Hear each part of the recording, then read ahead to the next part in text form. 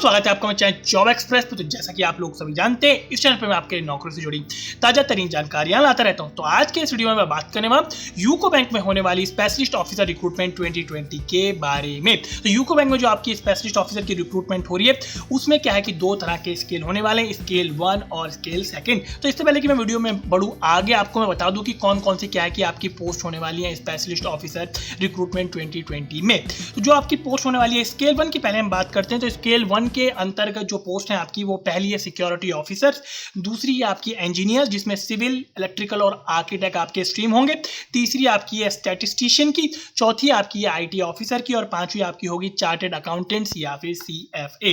तो ये आपकी हो गई स्केल 1। मगर स्केल 2 की हम बात करें तो पहली पोस्ट है उसमें इकोनॉमिस्ट की और दूसरी पोस्ट में होने वाली है चार्टेड अकाउंटेंट या फिर आपसे सीएफए भी कह सकते हैं। तो दो तरह के स्केल मैंने आपको समझा दिया कि स्केल 1 होने वाला है, स्केल 2 स्पेशलिस्ट ऑफिसर की रिक्रूटमेंट यूको बैंक में। तो इससे पहले कि मैं शुरू करूं आज का वीडियो और दूं आपको हर एक जानकारी, एजुकेशन, क्वालिफिकेशन, किस किस पोस्ट में वर्क एक्सपीरियंस है, साथ साथ में एज लिमिट की, उससे पहले देख लेते हैं हम ऑफिशियल नोटिफिकेशन आपका दिखता कैसे है। तो ये आपका ऑफिशियल नोटिफिकेशन ऊपर क्या है कि यूको बैंक इंग्लिश हिंदी में लिखा है, साथ साथ में लोगो बना है और रिक्रूटमेंट नोटिफिकेशन और उसके आगे रिवाइज लिखा गया है, यानी कि इस नोटिफिकेशन को क्या है कि रिवाइज आपका किया गया है। ऑफिशियल नोटिफिकेशन आपका ज़्यादा बड़ा नहीं है, ठीक ठाक साइज में और सारी चीज़ों को क्या है कि इसमें अच्छी तरीके से आपका समझा रखा है। तो देर किस बात की, चलिए शुरू करते हैं आज का वीडियो, जानते हैं UCO bank specialist officer recruitment 2020 के बारे में।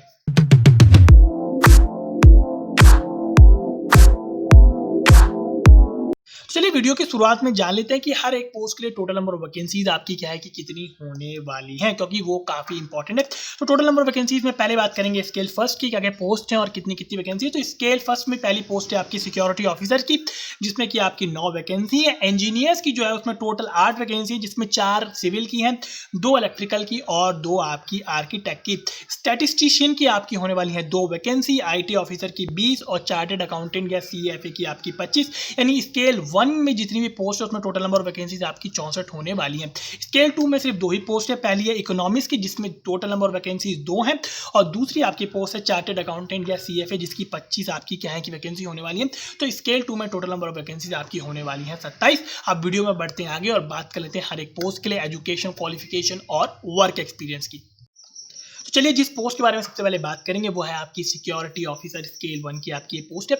एजुकेशन क्वालिफिकेशन आपके पास ग्रेजुएशन हो किसी भी डिसिप्लिन में मिनिमम 60% मार्क्स के साथ। एक्सपीरियंस की अगर मैं बात करूं तो इसमें 2 तरह का एक्सपीरियंस आपका होने वाला है। पहला एक्सपीरियंस आपके पास 5 साल की सर्विस हो, वो भी एज अ कमीशन्ड ऑफिसर, वो भी आर्मी में, इंडियन आर्मी में या फिर नेवी में या फिर एयरफोर्स में या फिर एज अ असिस्टेंट कमांडेंट, वो भी पैरामिलिट्री फोर्सेज में जैसे कि BSF, CRPF, ITBP, CISF, SSB, या फिर आप हो डेप्यूटी सुपरिटेंडेंट ऑफ पुलिस, उसमें आपके पास क्या है 5 साल की सर्विस हो। तो पहला एक्सपीरियंस ये। अगर ये नहीं तो 8 साल का आपके पास एक्सपीरियंस हो, वो भी एज एन इंस्पेक्टर, वो भी पैरामिलिट्री फोर्सेज में जैसे कि BSF, CRPF, CISF, ITBP, CBI, या फिर एज एन सब इंस्पेक्टर आप हो इन्वेस्टिगेशन विंग में, वो भी स्टेट पुलिस में। तो ये हो गया आपका क्या है कि एक्सपीरियंस, यानी कि एक में 5 साल का एक्सपीरियंस चाहिए जो मैंने पोस्ट बताई उसमें, या फिर आपके पास 8 साल का एक्सपीरियंस हो जो मैंने आपको अभी पोस्ट बताई उसमें।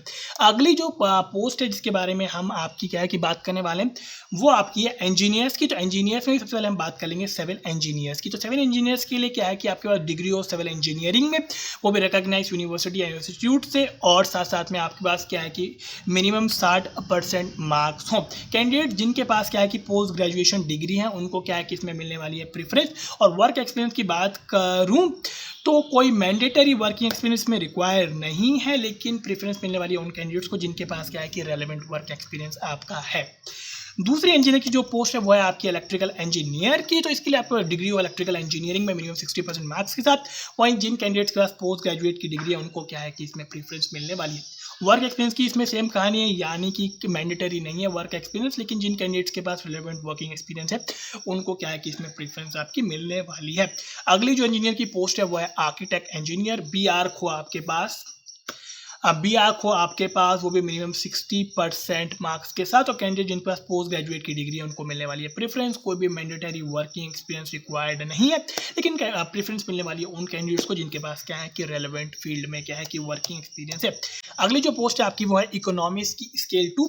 तो पोस्ट ग्रेजुएशन हो आपके पास इकोनॉमिक्स में मिनिमम 60% मार्क्स के साथ, और अगर आपके पास पोस्ट ग्रेजुएशन नहीं है तो आपके पास पीएचडी हो सिंपली इकोनॉमिक्स में। वर्क एक्सपीरियंस की बात करूं तो अगर आपके पास पोस्ट ग्रेजुएट डिग्री है तो मिनिमम आपके पास 2 साल का वर्किंग एक्सपीरियंस हो रेलेवेंट फील्ड में। फील्ड क्या क्या है वो आपको मैं अभी बता दूं। तो फील्ड जो आपके हैं वो है, आप एज ए ऑफिसर आपके पास 2 साल का एक्सपीरियंस हो, वो भी स्केड्यूल कमर्शियल बैंक में या फिर पीएसयूज में या फिर सेंट्रल या फिर स्टेट गवर्नमेंट डिपार्टमेंट में या फिर लिस्टेड कॉर्पोरेट एंटिटीज में। लेकिन अगर आपके पास है पीएचडी इन इकोनॉमिक्स तो कोई भी मैंडेटरी एक्सपीरियंस क्या है कि आपका नहीं होने वाला इकोनॉमिक्स की इस पोस्ट के लिए। अगली जो पोस्ट है वो है स्टैटिस्टिशियन की पोस्ट है। तो आपके पास पोस्ट ग्रेजुएशन डिग्री हो इकोनॉमिक्स में या फिर स्टैटिस्टिक्स में या फिर अप्लाइड इकोनॉमिक्स में या फिर इकोनोमेट्रिक्स में, वो भी रिकॉग्नाइज यूनिवर्सिटी से, वो भी मिनिमम 60% मार्क्स के साथ। और इसी के साथ साथ इस पोस्ट के लिए भी कोई मैंडेटरी एक्सपीरियंस रिक्वायर्ड नहीं है, लेकिन प्रेफरेंस मिलने वाली है उन कैंडिडेट्स को जिनके पास क्या है कि रेलेवेंट फील्ड में क्या है कि वर्किंग एक्सपीरियंस आपका है। अब बात करें अगली पोस्ट की जो है आपकी आईटी ऑफिसर की स्केल 1 की आपकी पोस्ट है। मिनिमम 60% या इक्विवेलेंट ग्रेड आपके पास हो, वो भी 4 साल वाला बैचलर्स ऑफ इंजीनियरिंग या बैचलर्स ऑफ टेक्नोलॉजी की डिग्री, वो भी या तो कंप्यूटर साइंस में या फिर इंफॉर्मेशन टेक्नोलॉजी में या फिर इलेक्ट्रॉनिक्स एंड टेलीकम्युनिकेशन में रिकॉग्नाइज यूनिवर्सिटी या इंस्टीट्यूट से, या फिर आपके पास 3 साल वाला एमसीए हो मिनिमम 60% मार्क्स के साथ, वो भी रिकॉग्नाइज यूनिवर्सिटी या इंस्टीट्यूट से। वो भी जो रिकॉग्नाइज यूनिवर्सिटी या इंस्टीट्यूट है वो हो आपका हो एआईसीटी द्वारा। और अगर मैं बात करूँ एक्सपीरियंस की तो मिनिमम 1 साल का आपके पास एक्सपीरियंस हो इस पोस्ट के लिए, आईटी ऑफिसर की पोस्ट के लिए, वो भी स्पेशलाइज्ड एरिया में। अगली जो पोस्ट है आपकी वो है चार्टेड अकाउंटेंट या उसे आप सीएफए कह सकते हैं। ये स्केल 1 की बात है, इसमें स्केल 2 भी है चार्टेड अकाउंटेंट सीएफए के लिए। तो स्केल 1 जो है आपका चार्टेड अकाउंटेंट सीएफए, उसमें आप क्वालिफाइड चार्टेड अकाउंटेंट या सीएफए हो, और इसी के साथ साथ कोई मैंडेटरी वर्किंग एक्सपीरियंस नहीं है कि, लेकिन कैंडिडेट्स को मिलने वाली है प्रेफरेंस जिनके पास की वर्किंग एक्सपीरियंस है आपका रिलेटेड एरिया में। ये स्केल 1 के लिए। चार्टेड अकाउंटेंट सीएफए स्केल 2 की अगर हम बात करें तो आप क्वालिफाइड चार्टेड अकाउंटेंट या सीएफए हो, और इसके लिए आपके इसी के साथ साथ आपके पास मिनिमम 3 साल का वर्किंग एक्सपीरियंस हो, वो भी एज अ सीए। तो मैंने आपको सारी एजुकेशन, क्वालिफिकेशन, एक्सपीरियंस, सारा डिटेल से आपको बता दिया। अब बात कर लेते हैं एज लिमिट की। तो एज लिमिट के लिए कट ऑफ डेट है आपकी 1 अक्टूबर 2020 यानी कि 01/10/2020। तो इंटरेस्टिंग ये है कि सिक्योरिटी ऑफिसर की जो पोस्ट है उसमें जो मिनिमम एज लिमिट है वो आपकी 21 साल है और मैक्सिमम एज लिमिट आपकी 40 साल होने वाली है, इंक्लूडिंग ऑल रिलैक्सेशन। यानी 21 से 40 साल आपकी उम्र होने वाली है सारी अपर एज रिलैक्सेशन को मिला के। तो इस पोस्ट के लिए यानी सिक्योरिटी ऑफिसर की पोस्ट के लिए आपकी उम्र क्या लिमिट है 21 से लेकर 40 साल, including all the upper age relaxation. और बाकी इसके अलावा जितनी पोस्ट बची उनके लिए क्या है कि आपकी जो एज लिमिट होने वाली है वो है आपकी 21 से लेकर 30 साल के बीच में। इसके अलावा अगर मैं अपर एज रिलैक्सेशन की बात करूं तो SC/ST कैटेगरी कैंडिडेट्स को 5 साल का, OBC non creamy layer candidates को आपका 3 साल का क्या है कि अपर एज रिलैक्सेशन दिया गया है सारी पोस्टों को मिला के। सिर्फ एक पोस्ट को छोड़ के वो है आपकी सिक्योरिटी ऑफिसर की पोस्ट, क्योंकि उसमें जो एज लिमिट है वो 21 से लेकर 40 साल है। 40 साल मैक्सिमम एज लिमिट है सारे एज रिलैक्सेशन को मिला के। उसके अलावा बाकी जितनी भी पोस्ट है उसमें की है, जैसे आपको बताया एज रिलैक्सेशन दिया गया है SC/ST कैटेगरी कैंडिडेट्स को 5 साल का और OBC category candidates non creamy layer of course को 3 साल का। चलिए वीडियो में बात कर लेते हैं सिलेक्शन प्रोसीजर के बारे में। तो सिलेक्शन प्रोसीजर के बारे में सबसे जो पोस्ट है वो है आपकी सिक्योरिटी ऑफिसर की। तो इसमें क्या है, किसी भी तरह का रिटन एग्जाम नहीं है। सिलेक्शन आपका बेस्ड होगा आपका इंटरव्यू पे। तो कैंडिडेट्स को क्या है शॉर्टलिस्ट किया जाएगा और उसके बाद बुलाया जाएगा उनको इंटरव्यू के लिए। मिनिमम जो पासिंग मार्क्स होंगे इंटरव्यू में, वो होंगे 40%। 35% होगा आपका SC/ST और ओबीसी कैटेगरी के कैंडिडेट्स के लिए, और मार्क्स जो है आपको 100 में से क्या है कि मिलने वाले हैं। और इंटरव्यू के मार्क्स के आधार पर क्या है कि फाइनल मेरिट लिस्ट तैयार की जाएगी। इसके अलावा जो और बाकी सारी पोस्टें बची उसमें पहला तो आपका होना है ऑनलाइन एग्जाम, जो कि कंडक्ट किया जाएगा IBPS के थ्रू, और जो सक्सेसफुल कैंडिडेट्स होंगे आपका ऑनलाइन एग्जाम में उनको क्या है कि इंटरव्यू के लिए बुलाया जाएगा। तो जो आपका एग्जाम होना है आपका, उसमें क्या है कि उसमें 4 आपके सेक्शन होने। पहला रीजनिंग, दूसरा इंग्लिश लैंग्वेज, तीसरा क्वांटिटेटिव एप्टीट्यूड और चौथा आपका प्रोफेशनल नॉलेज। और इसी के साथ साथ हर एक सेक्शन के आपके होने वाले हैं 50 सवाल। तो टोटल नंबर ऑफ क्वेश्चंस क्या है कि आपके होने वाले हैं 200, और समय आपको टोटल दिया जाएगा 2 घंटे का। और जब आप ये क्लियर करेंगे आपका ऑनलाइन एग्जामिनेशन, उसके बाद क्या है कि आपको बुलाया जाएगा इंटरव्यू के लिए। अब बात कर लेते हैं इंपॉर्टेंट चीज़ की, वो है एप्लीकेशन फीस। मैंने इंपॉर्टेंट इसलिए कहा कि एप्लीकेशन फीस मुझे लगता है काफ़ी ज़्यादा है। तो अगर मैं बात करूं SC ST और पर्सन विद डिसेबिलिटी के लिए, तो टोटल जो उनके लिए फीस होने वाली है वो है 118 रुपये। 100 रुपये आपके एप्लीकेशन चार्ज या इंटीमेशन चार्जेस हैं और GST आपका होने वाला है 18 रुपये, ये टोटल 118। वहीं अनरिजर्व EWS और OBC की मैं बात करूं तो फीस, एप्लीकेशन फीस और इंटीमेशन चार्जेस आपके होने वाले 1000 रुपये। GST आपका होने वाला है 180 रुपये, यानी टोटल आपका 1180 यानी 1180 रुपये। यानी कि मुझे लगता है कि अनरिजर्व EWS और OBC कैंडिडेट्स के लिए फीस क्या है कि काफ़ी ज़्यादा इसमें है। चलिए अब बात करते हैं इंपॉर्टेंट डेट्स की। तो एप्लीकेशन आपकी स्टार्ट होगी 27 अक्टूबर 2020 से, यानी कि कल से आपकी स्टार्ट होने वाली एप्लीकेशन और चलेगी आपकी 17 नवंबर 2020 तक। और एप्लीकेशन फी जमा करने के लिए भी यही क्या है डेट्स आपकी वैलिड होने वाली हैं। अगर मैं बात करूं डेट ऑफ ऑनलाइन एग्जामिनेशन की, तो डेट ऑफ ऑनलाइन एग्जामिनेशन जो उसमें दिया गया है वो है आपका दिसंबर 2020 या फिर जनवरी 2021। और डेट ऑफ इंटरव्यू को तो क्या है कि आगे ही आपको क्या है कि बताया जाएगा।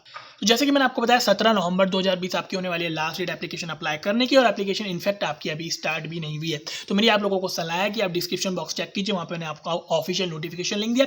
ऑफिशियल नोटिफिकेशन को आप ऊपर से लेकर नीचे तक पूरा अच्छी तरीके से पढ़ लीजिए। अच्छी तरीके से पढ़ने के बाद समझ लीजिए कि आप एलिजिबल हैं या नहीं, एज लिमिट के हिसाब से, एक्सपीरियंस के हिसाब से, साथ साथ में एजुकेशनल क्वालिफिकेशन के हिसाब से। इसके अलावा जो ढेर सारे आपके मन में सवाल हैं उन सारों के जवाब भी आपको क्या है ऑफिशियल नोटिफिकेशन से मिल जाएंगे।